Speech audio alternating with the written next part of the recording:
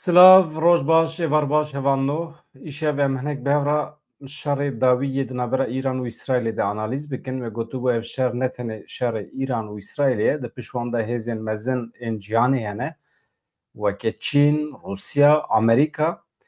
Niha em dibînin ku şer çewa ku pêş dikeve, awayê ku pêş dikeve, aliyê İsraîlê ne li bendê bû, ne li hêviyê bû ku Îran hêza xwe bi vî şiklê nîşan bide.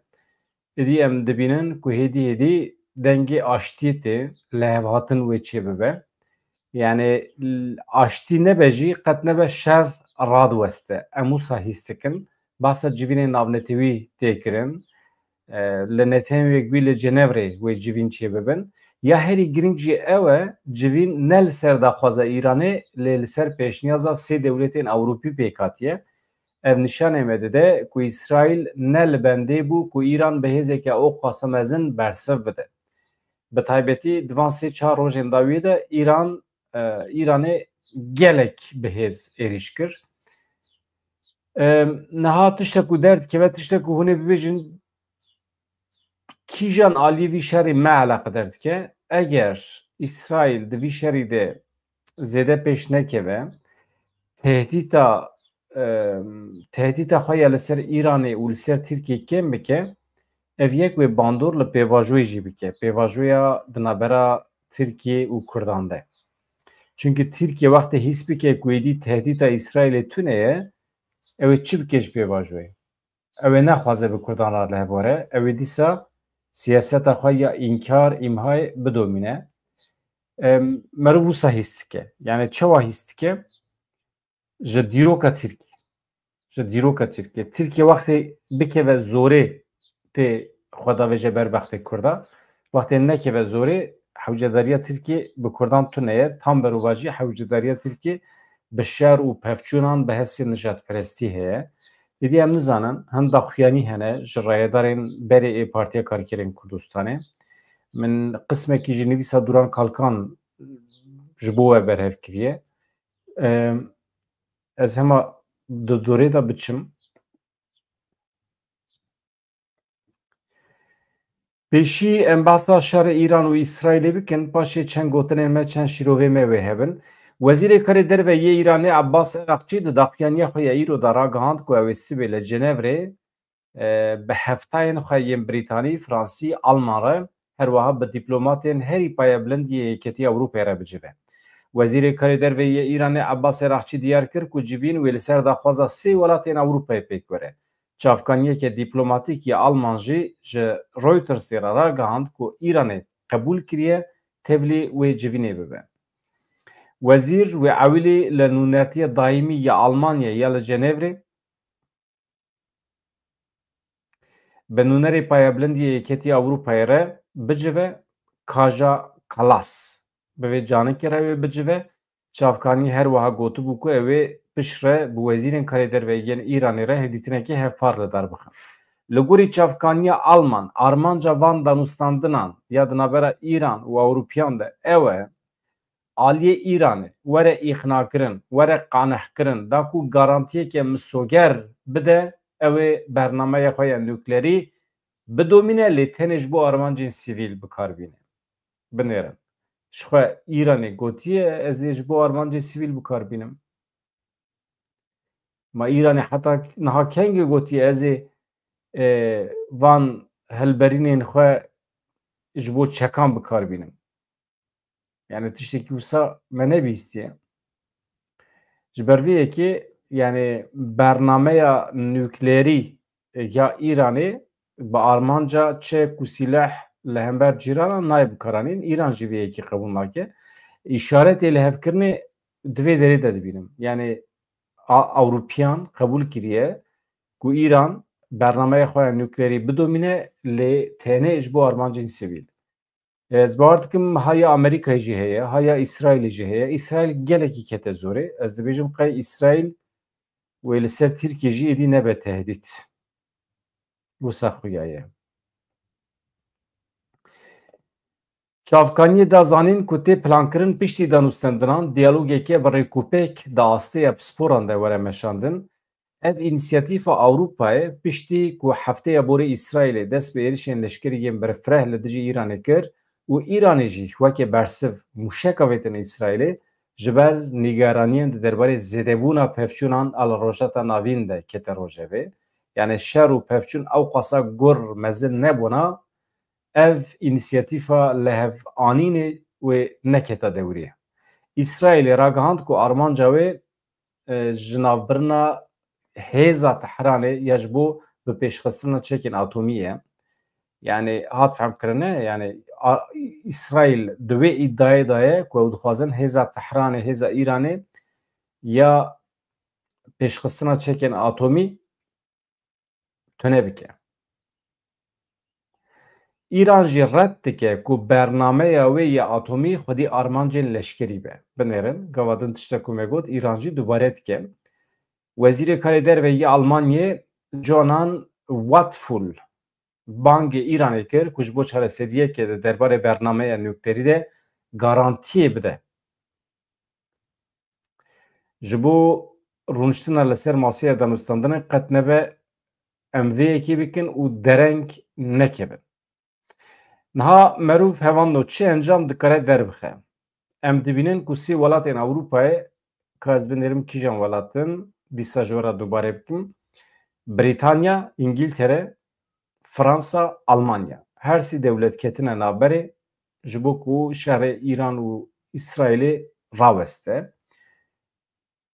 Şertê wan ew e ku İran van çekê nükleer, van maddeyê nüklerî yani bernameya nüklerî bernameya ku me jî re digoye yani ne ji bo armanca çek û silah ji bo armancên sivîl tenê karibe bikarbîne. Bernameya atomê. İran qebûl dike. Wextê İran qebûl bike tê wê manê ku şer radweste. Eger şer raweste ev bi şiklekî tê wateya têkçûna İsraîlê jî. Yani İsraîl pêşî wextê êrişê ser İranê kir di wê baweriyê de bû ku İran zêde li ber xwe nede, ew ê bi tirsekî navnetewî, ew ê bi alîkariya ku ji Amerîkayê bigire, piştgiriya psikolojîk ya Amerîkayê ew ê karibe di demekî kin de yan jî navîn de qet nebe rejîma li Îranê hilweşîne. Bangan Netanyahu ya ji bo milletê İranê jî di vê çarçovê de bû. Yani em rejîmê bi hev re hilweşînin, hûn jî bigêjin azadiyê.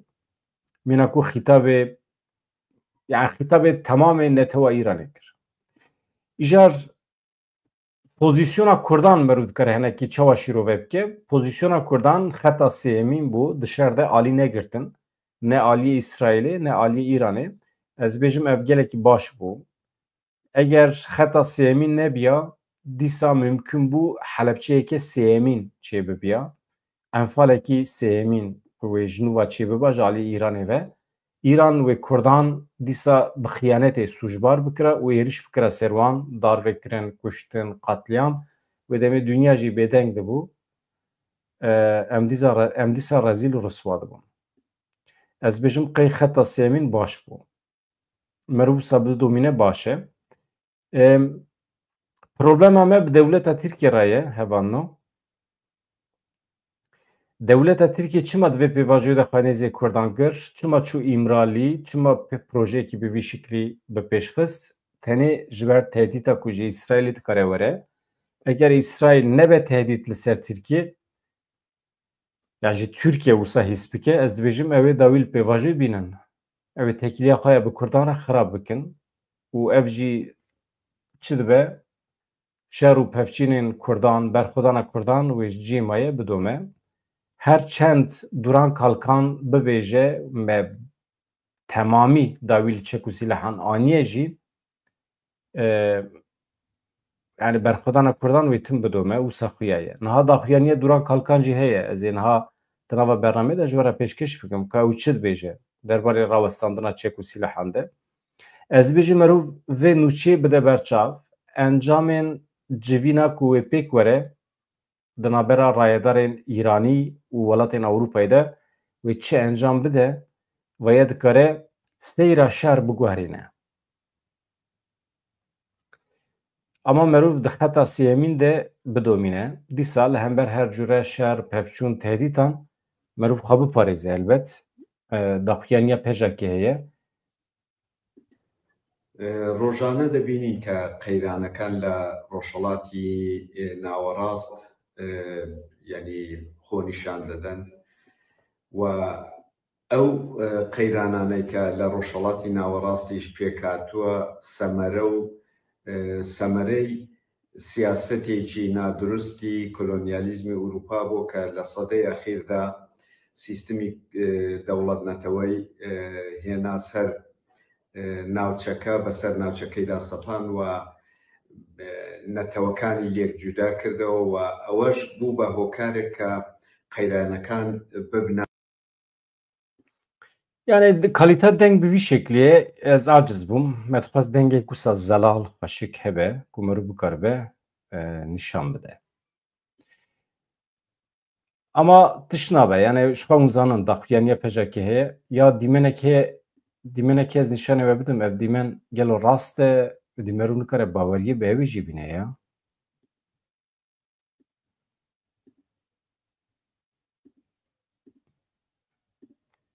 Ev êrişa dawî ya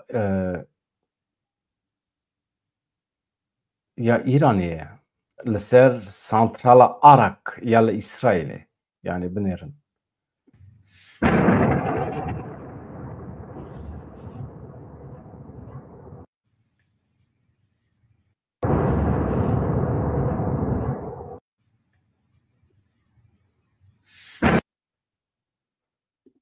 Çiqas rast e nizanim yani nûçe ama dibêjin ev dîmenek rast e wisa dibêjin. Ama felaket e yani şer her ku diçe mezintir dibe, hilweşîner dibe, wêranker dibe. Hevanno ez nûçeyê ku min amade kirine ji we re pêşkêş bikim. Berdevka Dem Partî Ayşegül Doğan jî hin tişt dibêje, hin tiştan dibêje di derbarê vê pêvajoyê de ka em guh bidin wê. Paşê jî ev em hêvî dikin ku şerê di navbera İsraîl û Îranê de bi dawî bibe. Milletê me nebe hedef di navberê de em ê şîrovê bikin.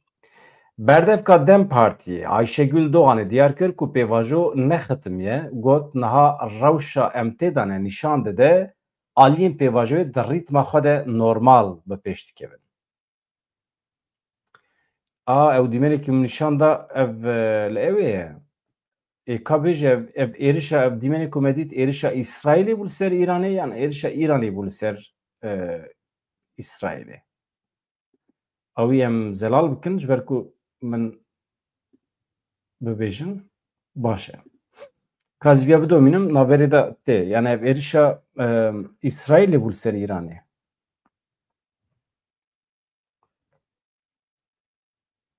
Tamam oy agahî were.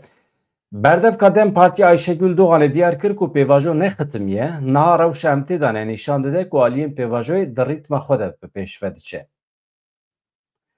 Berdevka Dem Partî Ayşegül Doğan li navenda partiya xwe di derbarê mijarên de Rojevê de civînekê çapemeniyê li derxist. Ayşegül Doğanê li ser pêvajoya ku bi pêkekê re hatiye destpêkirin anî ziman rewş nîşan dide pêvajo li gorî rîtma xwe bi pêş dikeve niha tu xitimadin krîz tune ye.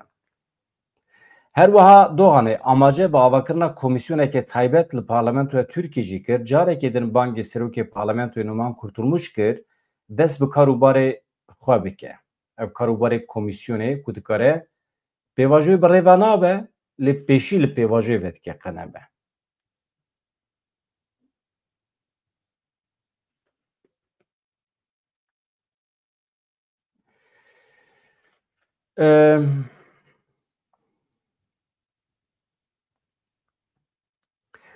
Li gel vê yekê Doğanê got hemû pêşniyazên wan yên ji bo şêwaza karkirina komîsyonê û pêşnûmeya wan yan di vê mijarê de amade ye.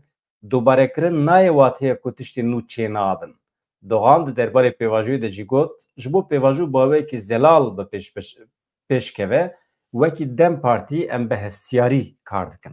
Li qadê pirse herî zêde ji me tê kirin ew e yani di nava gel de dibêjin ji nav pê de êdî wê çi bibe dubarekirin nayê wateye ku tiştên nû çê nabin yan jî tiştekî nayê kirin.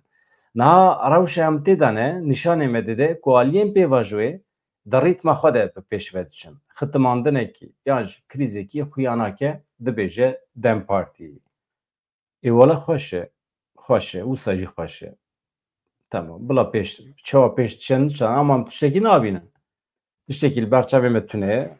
Bi dê hezaran însanê me heye jî li zîndanê girtîne ji xwe re radize. Rêvebirên ji hevserokên HDP bigire heta rêveberên payebilind serokên şaredariyan tev di hebsa dane. û pêvajo bila wisa pêşkeve ka em binirin.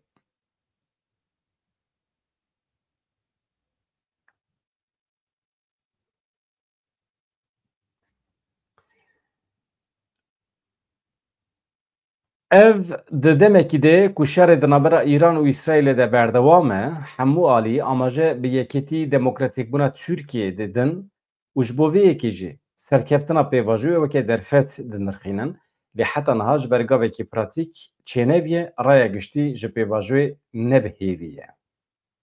Ê wisa ye? Yani heta dewleta Tirkiyê gavekî berbiçav navêje yan jî lêborî nexwaze millet bawer nake tevî. Yani veya ez tim dubarê bikim dewleta Tirkiye tenê bi şertekî dikare bawerî bide civakê, civaka Kurd lêborîn bixwaze ji ber kirinên xwe yên devan sed salên dawiyê de. Wekî din nemimkün e. Em nikarin bawerî bi dewletê bînin. Çünkü dewlet wextê ku ji kirinên xwe serbilind be tê wê manê sibê dikare cardim bike. O qas rehet e yani. Divê poşmaniya xwe beyan bike ji ber kirinên xwe yên borî. û bibêje ez zidî nakim siyaseta min a înkarê hebû rast e divê rastiya xwe qebûl bike yani min milletê Kurd înkar kir bi salan di mektebê xwe dibistanê xwe de daxwendin dîroka çewt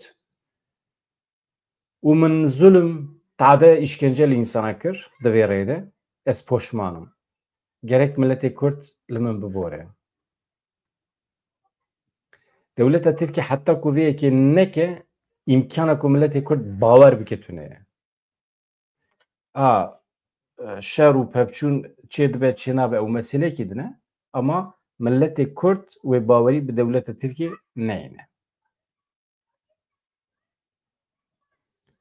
Niha hevanno ji qada Dem Partî mesele ev e divê xweş e baş e pêvajo pêş dikeve rîtmekî wî heye süper tamam. Niha em binêrin Duran Kalkan çi dibêje hem di derbarê şerê dawiyê İsraîl û Îranê de hem jî di derbarê pêvajoyê de wisa min berhev kiriye ji gotinê wî ez hema ji we re bixwînim. Ka hûn çi dibêjin hûn jî pirsê xwe bipirsin ez vedigerim cem we hevanla.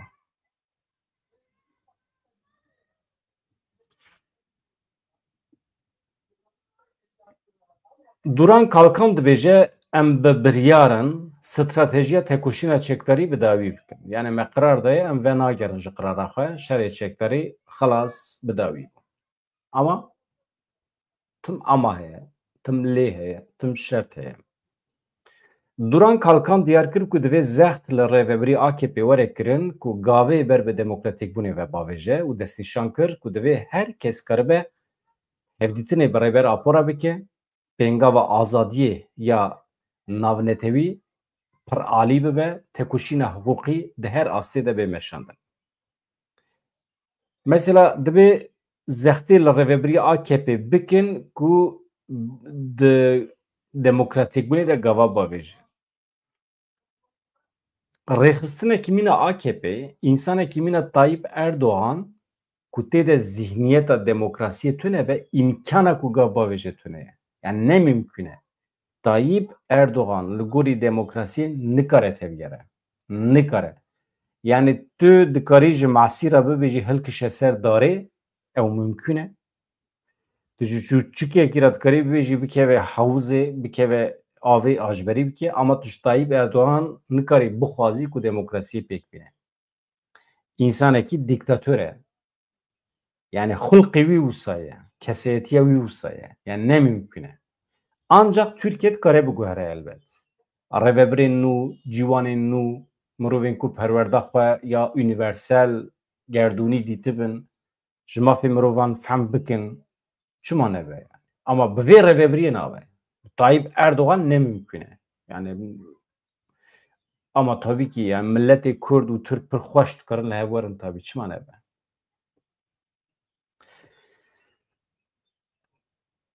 Yani merov demokrasiyê ji colanî bixwaze, ji Tayyip Erdoğan bixwaze ve wendakirina wext e. Merov wext wenda dike. Merov nikare ji wan bixwaze. Colanî Tayyip Erdoğan rêveberiya Îranê ya îro mesela ev komara İslamî ya Îranê tu nikarî demokrasiyê jê bixwazî. Yani ew demokrasiyê ji bo xwe weke teklîfekê bêexlaq qebûl dikin. Çünkü li gorî ola wan, li gorî sîstema wan demokrasî zulm e. Demokrasî hebûneke rojavayî ye. Pergaleke rojavayî ye. Ew vîye qebûl nakin. Ew li gorî İslamê tevdigerin. Tayyip Erdoğan jî bi vî şeklî ye. Tayyip Erdoğan ne li gorî İslamê, li gorî xwe Tayyipokrasî tevdigere. İjar duran kalkan anîzman ku sîstema modernîteya kapitalîst dixwaze avaniyê siyasî yên li rojhata navîn ên ku piştî sala 1970 hatine avakirin û xwe destpêrên Yekîtiya Sovyetan tasfiye bike. Türkiye ne li dervê vê yekê wê sekna hêyî ya Tirkiye qebûl nekin wê hîn bêtir bixin binê mêtîngerî û zextê. Bi dawîkirina van xeteriyan tenê bi demokratîkbûna Tirkiye mümkün e. Di bingeha vê de jî azadiya Kurdan heye, azadiya Elewiyan ya jinan heye. Bi rastî jî divê mirov Tirkiyeyê bike welatekî azadiyan. Eger bi vî rengî bibe wê hengê wê demê li ser piyan karibe bimîne. Wê bibe hêzik, wê pêşengiyê ji pêşketinên cuda yên li rojheta navîn re bike. Wê tu zemîn neyê hîştin ku bibe hincet ji destwerdana dervere. Eger ev nebe ya wê teslîmê hegemoniya İsraîlê bibe yan jî li hember wê şer bike. Rêyekê din jî tune ye. Tişta me behs kir ev e. Mesela ana em milletê Kurd jî, em Kurd jî, em tevger jî, wekî tevger jî em ji Tirkiye re çi dibêjin? Eger tu li gorî demokrasiyê tev negerî, xwe nû nekî wê tu yê bi İsraîlê re werî rûbirû, İsraîl wê müdaxeleyê te bike. Yani ev jî em İsraîlê weke tehdîtekî bikartînin li hember Tirkiye. Tamam, xweş e. Lê roja ku İsraîl ji wê pozisyona tehdîtbûnê derkeve wê çawa be? Mesele ev e. Ama mesela İran lê dixe, İran behêz lê dixe. Eger İsraîl zayıf be, lawaz be, Tirkiyeyê gavan navêje. Dî em nikarin İsraîlê bikar jî bînin li hember Tirkiye.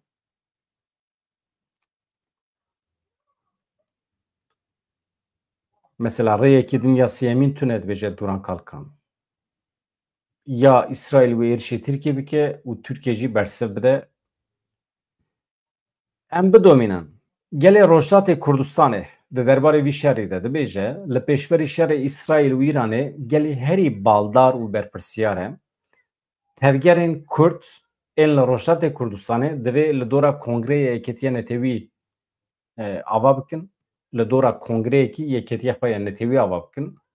Civak li hember şer divê ewlekariya xwe misoger bike. Piştêvanî jiyana bi hev re xurttir bike. Heta jê tê nekeve nava şer. Pêşniyazekî dicî de ye. Merov nikare milletê xwe bixe nava şer. Hele bi vê hêzê, bi hêza destê me Kurdan de li Rojdatê Kurdistanê imkana ku em bikaribin li hember Îranê şer bikin û dawa hilweşandina vê rejîmê bikin tune ye. Yani dewletê weke İsraîlê nikare, Amerîka li pişt de nikare, em tew di vê rewşê de em nikarin bikevin nava macerayekê bi vî şeklî. Em nikarin. Ji ber vê em nikarin milletê xwe jî bikin hedefa Îranê. Heta ku zemîn çêne be em nikarin.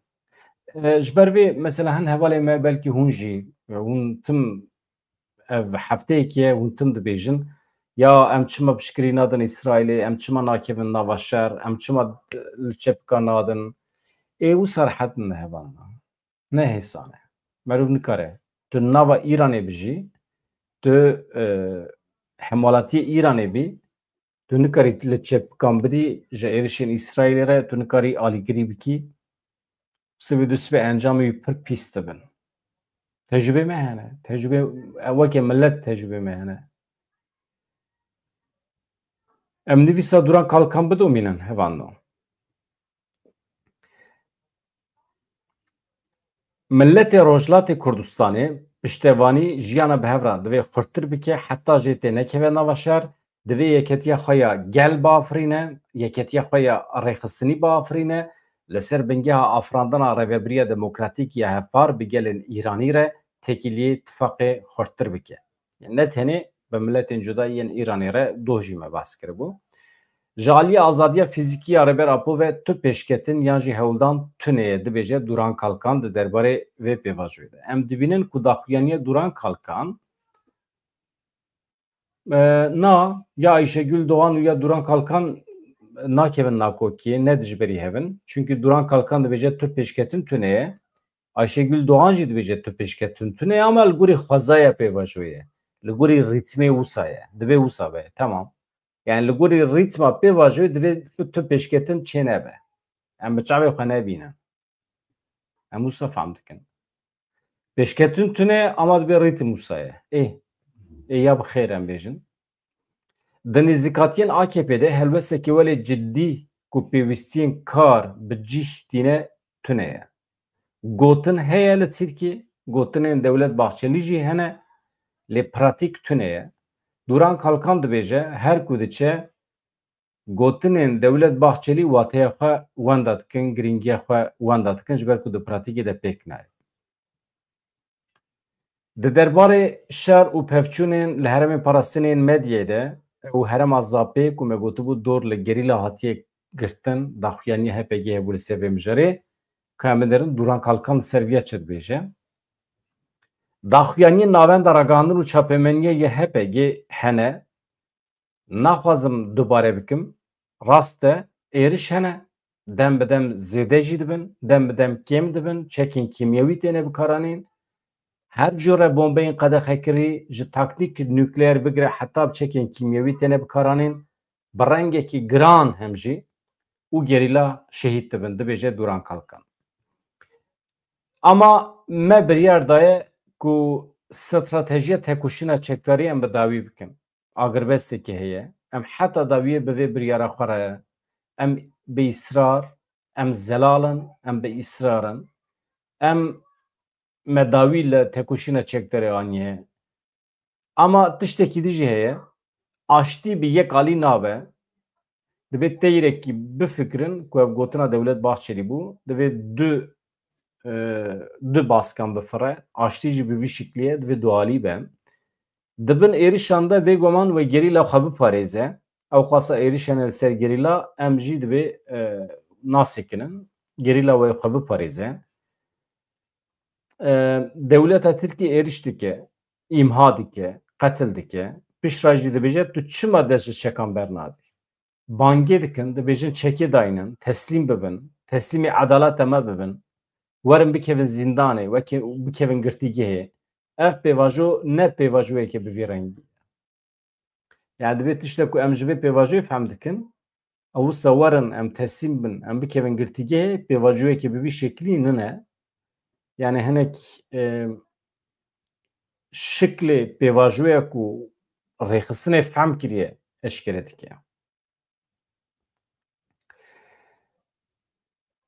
Gotinên Duran Kalkan balkêşin elbet vegera ji fesihkirina PKK nabe. Yani divê carekî me PKK fesih kiriye êdî imkana ku em vegerin em ji nûva PKK ava bikin tune ye. Yani PKK dibêje hat fesihkirin û xilas. Em ê li pêşiya xwe binêrin. Yani veger ji wê biryara me tune ye. Vaye biryar jî hate weşandin. Paradigmayeke nû heye, plan projeyeke nû heye. Teqez em ê wekê berê nedin ser xeta tekuşîna çekdarî. لێبەلێ ev nayê wê watê ku dema êrişên ji bo îmha ji bo tasfiyekirine hatin kirin dema ku înkar hatê kirin em ê xwe neparêzin ev nayê wê manê em ê xwe biparêzin ev millet ev gel wê parastina xwe bike wê kole nemîne ne tenê em diyar dikin em li gorî wan şert û mercan tev digerin eger rewşekê demokratîk hebe em ê stratejiya xwe ya tekoşîna siyasî ya demokratîk ji xwe re esas bikin eger Türkiye demokratîk bibe yani Duran Kalkan vê derê de dibêje ne tenê di destê me de ye tamam me biryar daye em PKK fesih bikin em dev ji tekoşîna çekdarî berdin ama her tişt ne di destê me de ye girêdayê dewleta Tirkiyeyê de jî yani em li gorî şert û mercan tev digerin eger înkar û îmha bidome em mecbûrin li ber xwe bidin wê demê şer û pevçûn wê her bidome eger demokrasî çê bibe em jî li gorî demokrasî gava bişin êşxwe heta niha jî wisa bû heta niha jî eger Türkiye demokratîk bibiya di salên 2000 de heta di sala 8 de heta di sala 7 de jî Türkiye demokratîk bibiya xwe hewce bi şer çê nedibû çûnkî wextê însan azadî karibin propaganda bikin û herin hev werin azadî karibin xwe îfade bikin pêdivî bi şer û pevçûna çê nabe kî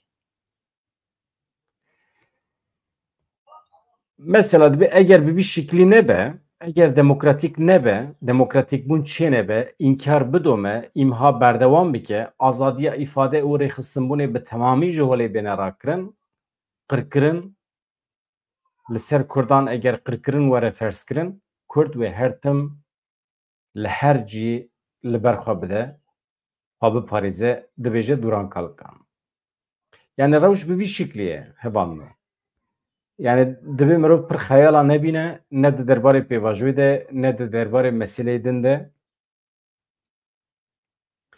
mirov tim rasyonel mantiqî tevgere dewleta Tirkiye ku ev 7 salin zulm li Kurdan dike ji nişkevek evir li serê wê neketiye negotiye ka a pir heyf ez poşman bûm ka werin ya va pêncî sala çima em şer dikin ka werin ez poşman bûm dewletek ne bi vî şiklî ye yani wisa ne hêsane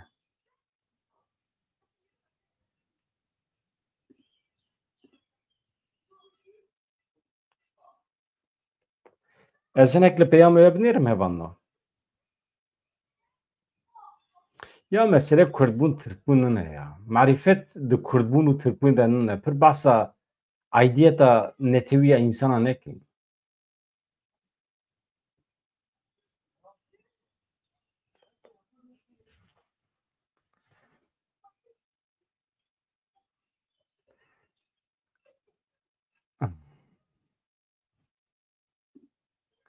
Jan Hamvrê ez te davêjim mixabin ez pir dixwazim heval vê derê xwe îfade bikin rexne bikin her tiştî azadiya fikir esas e ama mirov heqaret nake baş e mesela însanên me ê alên cuda anîne hene ala Azerbaycanê a Tirkan çi ji me dixwazin nizanim Azerbaycan Kurdistan temam süper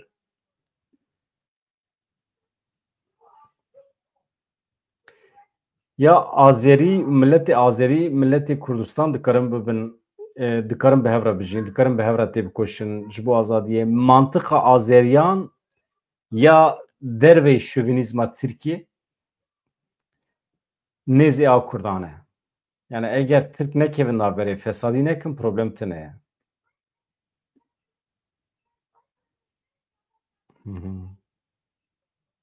çêwa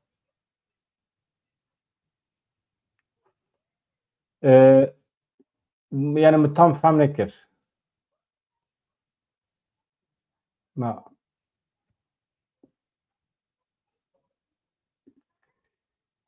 tamam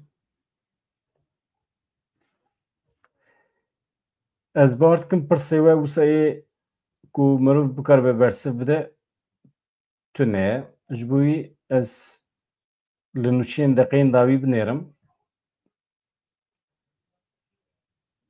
باشه دوه د درق سلحدین دمیرتاش تمهن گوتن کرن چوا بو yani kefaji rahat yani ez mitiştek jbir kir jwara bêjim doh mij jbir kir jwara bêjim Selahaddin Demirtaş muzanı insanekî pir espritüel e. Ya hevalekî pir ez basa Selahaddin dikim paşê. Yani her du alî li hev nakin. Yani İsrail û İran dijminên ezelî ne. Baş e. Ew ê tim li hemberî hebû du direkê da bin, ew ê raqîbê hev bin, ew ê bixwazin li rojata navîn serdest bin, ama di vê rewşê de ji ber ku İsrail ne li bendê bû ku İran bi hêzekî ew qasa mezin êriş bike, ne li bendê bû ku Çîn, Koreya Bakur, Rusya wisa piştgiriyekî vekirî bidin İranê, ne li bendê bû. Ji ber vê yekî hinekî lawaz ket, qels bû İsrail. Anha serdestiya psikolojik ya şer ketiye destê İranê. Wisa xuya ye. Milletê İsrailê fêrî şer nebiye. Ew diçin devê behrê û dikevin avê û dixwazin kêfa xwe binêrin di vê havînê de mekteb ketiye tatilê. Yani ev çi şere ketiye navê Netanyahu. Milletê İsrailê bi xwe jî li dijî hikûmeta xwe derdikeve. Em dibînin di dîmenan de. Meş mîtîng hene. Milletê İsrailê ne alîgirê vî şerê ye. Ji ber vê yekê ev şer mecbûr e bi dawî bibe ama İsrail û İran li hev nakin. Welatên sêyem hene, welatên Ewropayê hene. Ew ê bikevin naberê, ew ê şer bidin sekrandin ama ev dibe wekî agirbestekî demdirêj. Heta ku İsrail xwe komîser hev kir, êdî 5 sal, 10 sal didome em nizanin. İsrail heta hêza xwe komîser hev neke ji nûva cardin êrişê İranê nikare bike. Di vî şerê de eger İsrail bi ser nekeve, İsrail têk diçe. Yani plan û projeyê wî yê pêşerojê têk diçin. Divê manê de dibêjim. Çünkü bi îdayekî din derketibû holê. Wisa ye. Ha. Ev bersiva te wisa ye. Ha, me gotû bi Selahaddin Demirtaş însanekî espritüel e. Pir tiştan canan sembolîze dike dibêje. Ji ber vê ev daxuyaniyê wî ku bû mijara guftugûyê di nava medya civakî de hûn dikarin weke cûreyekî sembolîk jî pênasê bikin. Ez xatir ji we dixwazim hevano bi hêviya rojên xweş azad sibê jî ez ê ji wera bernameyekê çê bikim. Dîsa jî çavê min tin ser nûçeyan e. Eger rewşekî awerte çê bibe nehê şevê ez li virim. Ez ê bernameyekî taybet çêkim. Eger rewşê awerte çêbin. Ama tiştek çê nebe. Ama ez li bendê me şer bi dawî bibe ez wî dibînim yani hîs dikim. Dem baş silav.